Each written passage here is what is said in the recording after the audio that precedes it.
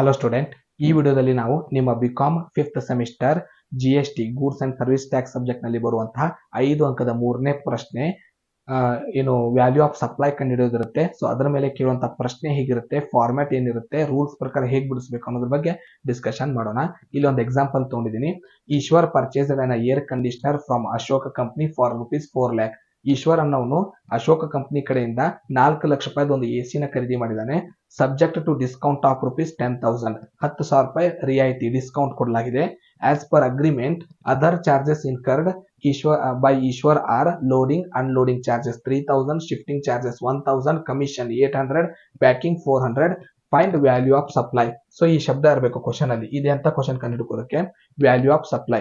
So 5 ಅಂಕಕ್ಕೆ 3 item ಬರುತ್ತೆ format ನಲ್ಲಿ. ಸೊ ನಿಮ್ಗೆ ಪ್ರಾಕ್ಟೀಸ್ ಮಾಡುವಂತ ಐಟಮ್ ಕ್ವಶನ್ ಅಲ್ಲಿ GST ಮತ್ತೆ ಬೇರೆ ಬೇರೆ ಸೇಲ್ ಆಫ್ ಸ್ಕ್ರಾಪ್ ಇವೆಲ್ಲ ಇರ್ಬೋದು. ಆದ್ರೆ 5 ಅಂಕಕ್ಕೆ ಕೇಳುವಂತ ಫಾರ್ಮ್ಯಾಟ್ ಬೇರೆ, 10 ಅಂಕಕ್ಕೆ ಫಾರ್ಮ್ಯಾಟ್ ಬೇರೆ ಇರುತ್ತೆ. ಸೊ ಕಾಲೇಜ್ ನಲ್ಲಿ ಕೂಡಿಸಿ ಬಿಡಿಸೋದ್ರಿಂದಾಗಿ ನಿಮಗೆ ಆನ್ಸರ್ ನ ಮುಂದಿನ ಸ್ಟೆಪ್ ನಾವು ಬಿಡಿಸಿಲ್ಲ ಅಂತ ನಿಮ್ಗೆ ಅನಿಸುತ್ತೆ. ಆದ್ರೆ 5 ಅಂಕಕ್ಕೆ ಕೇಳೋದು ಮಾತ್ರ ಇಷ್ಟೇ. ಈ 3 ಐಟಮ್ ನ ಹಚ್ಚಿ ನಾವು ಆನ್ಸರ್ ನ ಬಿಡಿಸಬೇಕು. ಫಾರ್ಮ್ಯಾಟ್ ಏನು, ಹೆಡ್ಡಿಂಗ್ ಏನ್ ಹಾಕ್ತಿವಿ ಅಂದ್ರೆ ಇದಕ್ಕೆ value of supply, calculation of value of supply. 2 column ನ ಪ್ರಿಪೇರ್ ಮಾಡ್ಕೋತೀವಿ, ಪರ್ಟಿಕ್ಯುಲರ್ ಮತ್ತು ರುಪೀಸ್. ಸೊ ಎಷ್ಟಕ್ಕೆ ಮಾರ್ತಾ ಇದೀವಿ ಅದನ್ನ ಇನ್ವಾಯ್ಸ್ ಪ್ರೈಸ್ ಅಂತ ಕರಿತೀವಿ, ಅದನ್ನ ಸೇಲ್ಸ್ ಪ್ರೊಸೀಡ್ಸ್ ಅಂತ ಕರಿತೀವಿ. ಸೊ ಸೇಲ್ ಪ್ರೊಸೀಡ್ಸ್ ಅಥವಾ ಇನ್ವಾಯ್ಸ್ ಪ್ರೈಸ್ ಅನ್ನೋ ಶಬ್ದವನ್ನ ಮೊದಲಿಗೆ ಬರ್ಕೋಬೇಕು. ಆ ಅಮೌಂಟ್ ನ ತಗೋಬೇಕು, ಎಷ್ಟಕ್ಕೆ ನಾವು ಸೇಲ್ ಮಾಡ್ತಾ ಇದೀವಿ ಎಸಿನ. ಸೆಕೆಂಡ್ ಏನಂದ್ರೆ ಎಕ್ಸ್ಪೆನ್ಸಸ್. ಕ್ವಶನ್ ಅಲ್ಲಿ ಕೊಟ್ಟಂತ ಎಕ್ಸ್ಪೆನ್ಸಸ್ ಏನಿದೆ ಅವುಗಳನ್ನ ತಗೋಬೇಕು. ಸೊ ಅವುಗಳನ್ನ ತಗೊಳ್ಳುವಾಗ 4 ಐಟಮ್ ನ ನಾವು ಬಿಡ್ತೀವಿ. ಆ ಎಕ್ಸ್ಪೆನ್ಸಸ್ ನ ನೀವು ನೆನ್ಪಿಟ್ಕೋಬೇಕು. ಆನ್ಸರ್ ಬಿಡಿಸುವಾಗ ಆ 4 ಎಕ್ಸ್ಪೆನ್ಸಸ್ ಯಾವುವು ಅಂತ ನಿಮ್ಗೆ ತಿಳಿಸ್ತೀನಿ. ಇನ್ನು ನೆಕ್ಸ್ಟ್ ನೆನ್ಪಿಟ್ಕೋಬೇಕಾಗಿರೋದು discount minus discount. So sale plus selling expenses minus discount. This is the format to calculate the value of supply. So ಮೊದಲಿಗೆ ಏನ್ ಮಾಡೋಣ ಅಂದ್ರೆ ಕ್ಯಾಲ್ಕುಲೇಷನ್ ಪ್ರಾರಂಭ ಮಾಡೋಣ. ಸೊ ಆನ್ಸರ್ ಸಾಲ್ವ್ ಮಾಡೋಣ. ಆನ್ಸರ್ ಹೆಡ್ಡಿಂಗ್ ಏನ್ ಹಾಕ್ತಿವಿ ಅಂದ್ರೆ ಕ್ಯಾಲ್ಕುಲೇಷನ್ ಆಫ್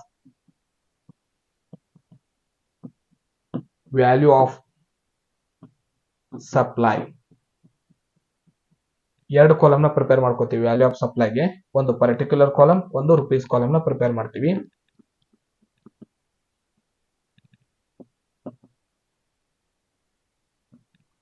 ಸೊ ನೆಕ್ಸ್ಟ್ ಇದನ್ನ ಫಾರ್ಮ್ಯಾಟ್ ಬರೆದ ನಂತರ ಫಸ್ಟ್ ಐಟಮ್ ನಾವು ತಗೊಳ್ಳೋದು ಸೇಲ್ ಪ್ರೊಸೀಡ್ಸ್ ಅಥವಾ ಅದನ್ನ ಇನ್ವಾಯ್ಸ್ ಪ್ರೈಸ್ ಅಂತ ಕೂಡ ಕರಿತೀವಿ.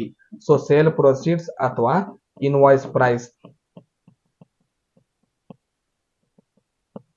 ಎಷ್ಟಕ್ಕೆ ನಾವು ಸೇಲ್ ಮಾಡ್ತಾ ಇದೀವಿ?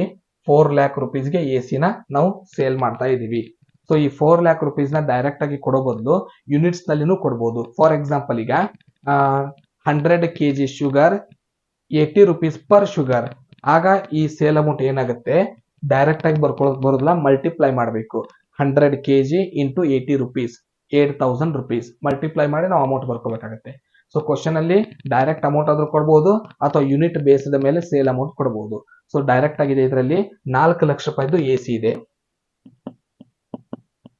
ನೆಕ್ಸ್ಟ್ ಏನಂದ್ರೆ ಪ್ಲಸ್ ಎಕ್ಸ್ಪೆನ್ಸಸ್ ಅಂತ ಬರೋದು. ಸೊ ಎಕ್ಸ್ಪೆನ್ಸಸ್ ನ ಯಾವ ಇದೆ ಇದರಲ್ಲಿ ನೋಡ್ತಾ ಬರ್ತೀವಿ.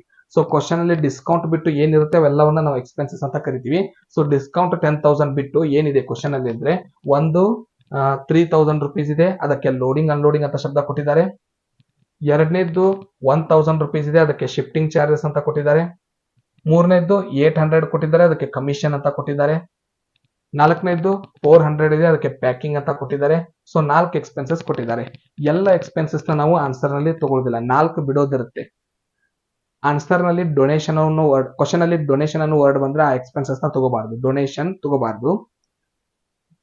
ರಿಟರ್ನೇಬಲ್ ಎಕ್ಸ್ಪೆನ್ಸಸ್, ರಿಟರ್ನೇಬಲ್ ಅನ್ನೋ ಶಬ್ದ ಕೊಟ್ಟಿದ್ರೆ ಎಕ್ಸ್ಪೆನ್ಸಸ್ ಗೆ ಅದನ್ನ ತಗೋಬಾರದು.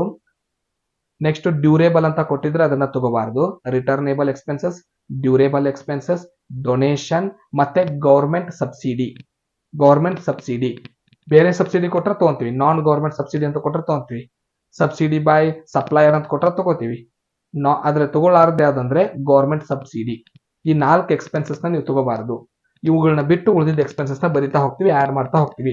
ಸೊ ಮೊದಲೇದು ಲೋಡಿಂಗ್ ಅಂಡ್ ಅನ್ಲೋಡಿಂಗ್ ಇದೆ. Loading and unloading amount 3,000 rupees. Shifting charges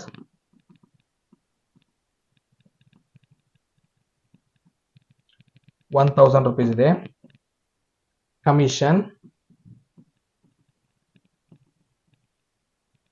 ₹800 ಇದೆ. ಪ್ಯಾಕಿಂಗ್ ₹400 ಇದೆ. ಸೊ ಕ್ವಶನ್ ಅಲ್ಲಿರುವಂತ 4 ಎಕ್ಸ್ಪೆನ್ಸಸ್ ತಗೊಳ್ಳೋದೇ ಬಂದಿದೆ. ಯಾವಾಗ ಬಿಡಬೇಕು? ಡೊನೇಷನ್ ವರ್ಡ್ ಇದ್ರೆ, ರಿಟರ್ನೇಬಲ್ ಅಂತ ಇದ್ರೆ, ಡ್ಯೂರೇಬಲ್ ಅಂತ ಇದ್ರೆ, ಮತ್ತೆ ಗವರ್ಮೆಂಟ್ ಸಬ್ಸಿಡಿ ಅಂತ ಇದ್ರೆ, ಇವು 4 ಬಿಟ್ಟು ಯಾವ ಎಕ್ಸ್ಪೆನ್ಸಸ್ ಕೊಟ್ಟರು ನಾವು ಆಡ್ ಮಾಡ್ಕೋಬೇಕು.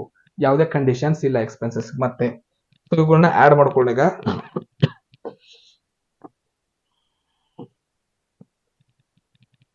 ₹4,00,000 AC ಸೇಲ್ ವ್ಯಾಲ್ಯೂ ಪ್ಲಸ್ ಅದಕ್ಕಿರುವಂತಹ ಎಕ್ಸ್ಪೆನ್ಸಸ್ 3,000, 1,000, 800, 400. So total 4,05,200. ನೆಕ್ಸ್ಟ್ ಏನ್ ಮಾಡ್ತೀವಿ? ಡಿಸ್ಕೌಂಟ್ ನ ಮೈನಸ್ ಮಾಡ್ತೀವಿ. ಸೊ ಯಾವ್ಯಾವ ಡಿಸ್ಕೌಂಟ್ ನ ಹೇಗೆ ತಗೋತೀವಿ? ಡಿಸ್ಕೌಂಟ್ ನಲ್ಲಿ 3 ರೀತಿ: cash discount, trade discount, special discount. So 3 ಕೊಟ್ಟರು ಡಿಸ್ಕೌಂಟ್ ತಗೊಳ್ಳದೇ ಇರುತ್ತೆ, ಯಾವ್ದು ಬಿಡೋದಿರುವುದಿಲ್ಲ. ಕಂಡೀಷನ್ಸ್ ಇದೆ, ಆದ್ರೆ ತಗೊಳ್ಳೋಂಗೆ ಕ್ವಶನ್ ಕೊಡ್ತಾರೆ ಅವರು. Cash discount, trade discount, special discount. So discount ಈ ಪ್ರಾಬ್ಲಮ್ ನಲ್ಲಿ ಏನಿದೆ, ಅಮೌಂಟ್ ನಲ್ಲಿದೆ ₹10,000. ಡೈರೆಕ್ಟ್ ಆಗಿ 10,000 ಅಂತ ತಗೋತೀನಿ. ಫಾರ್ ಎಕ್ಸಾಂಪಲ್ ಈಗ ಅವರು 10% ಅಂತ ಕೊಟ್ರೆ ನೀವೇನ್ ಮಾಡಬೇಕು? ಫಸ್ಟ್ ಬರೆದಿರುವಂತ ಸೇಲ್ ವ್ಯಾಲ್ಯೂ ಮೇಲೆ ಡಿಸ್ಕೌಂಟ್ ನ ಕಂಡುಹಿಡಿಬೇಕು. ಫಾರ್ ಎಕ್ಸಾಂಪಲ್ ಈಗ 10% ಅಂತ ಇದ್ರೆ ಸೇಲ್ ವ್ಯಾಲ್ಯೂ ಎಷ್ಟಿದೆ? 4,00,000. 10% ಮಾಡಿದ್ರೆ ಎಷ್ಟು ಬರುತ್ತೆ? 40,000. 4,00,000 ಮೇಲೆ 10% 40,000 ಡಿಸ್ಕೌಂಟ್. ಈಗ ಡೈರೆಕ್ಟ್ ಆಗಿ ಅಮೌಂಟ್ ನಲ್ಲಿ ಇದೆ, ಡೈರೆಕ್ಟ್ ಆಗಿ ತಗೋತಾ ಇದೀವಿ. ಅಮೌಂಟ್ ಕೊಟ್ಟರು ಹೇಗೆ ತಗೋತೀವಿ, ಪರ್ಸೆಂಟೇಜ್ ಕೊಟ್ಟರು ಹೇಗೆ ತಗೋತೀವಿ ಗೊತ್ತಿರಬೇಕು. ಡಿಸ್ಕೌಂಟ್ ನಲ್ಲಿ 3 ರೀತಿ: cash discount, trade discount, special discount. ಯಾವ್ದು ಕೊಟ್ಟರು ಡಿಸ್ಕೌಂಟ್ ತಗೊಂತೀವಿ. ಡಿಸ್ಕೌಂಟ್ ನಲ್ಲಿ ಯಾವ್ದು ಬಿಡೋದಿಲ್ಲ. ಎಕ್ಸ್ಪೆನ್ಸಸ್ ನಲ್ಲಿ ಬಿಡೋದಿದೆ. 4 ಐಟಮ್ ನೀವು ನೆನ್ಪಿಟ್ಕೋಬೇಕು, ಯಾವ್ದು ತಗೋಬಾರ್ದಂತ. ಅವುಗಳು ಬಂದ್ರೆ ತಗೋಬಾರ್ದು. ಸೊ 4,05,200 ನಲ್ಲಿ 10,000 ಮೈನಸ್ ಮಾಡಿದ್ರೆ 3,95,200. This is value of supply. So ಈ ರೀತಿಯಾಗಿ ವ್ಯಾಲ್ಯೂ ಆಫ್ ಸಪ್ಲೈ ಪ್ರಾಬ್ಲಮ್ ನ ಸಾಲ್ವ್ ಮಾಡ್ತೀವಿ.